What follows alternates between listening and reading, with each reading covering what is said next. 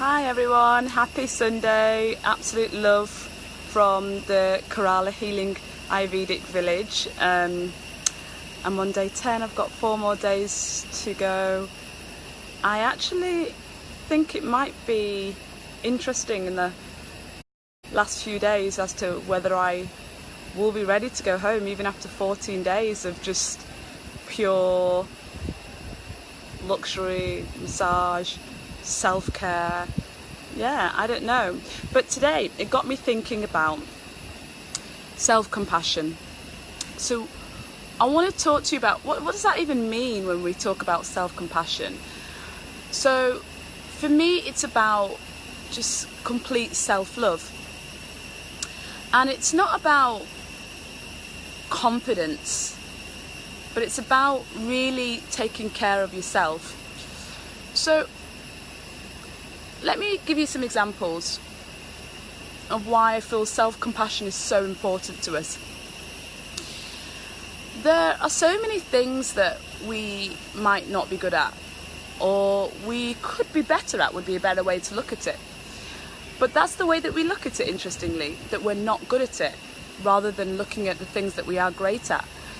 And so often what we do is we talk about, oh, I'm not good at maths, or I'm not a good cook, or I'm not very fast, or, you know, or my thighs are too big, or yeah, I'd look great if I didn't have this stomach, or these sorts of things that we talk about and we say.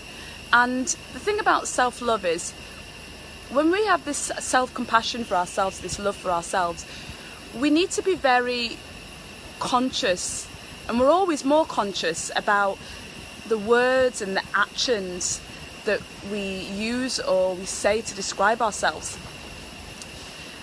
And I also see where a lot of self-compassion is needed with also people that are some form of carers, whether it be a parent or looking after an elderly person, or your parents, or even maybe your job is about healing or looking after or caring or giving to others, even teachers.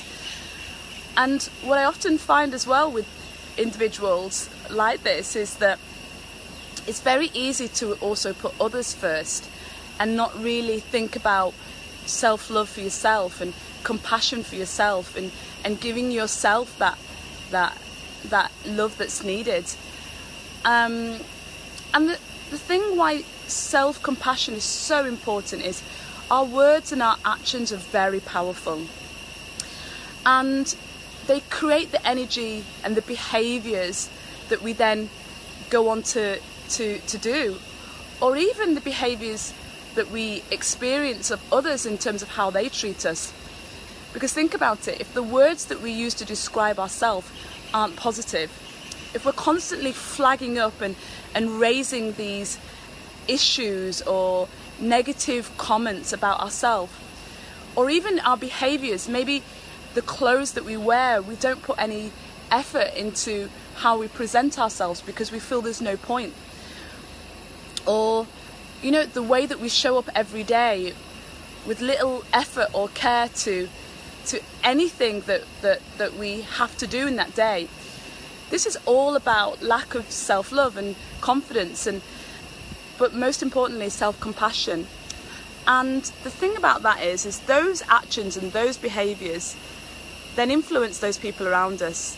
The people around us then come to know us in the way that we see ourselves, that we talk about ourselves, that we show up about ourselves. And then it becomes very difficult to change that perception of others and also change the feeling of ourselves, because then it becomes more about just the words that we use to describe ourselves or the negative comments that we use about ourselves, but it also becomes about how others see us and how others treat us based on seeing and hearing those things. So self-compassion is so important for us to be able to be the best version of ourselves.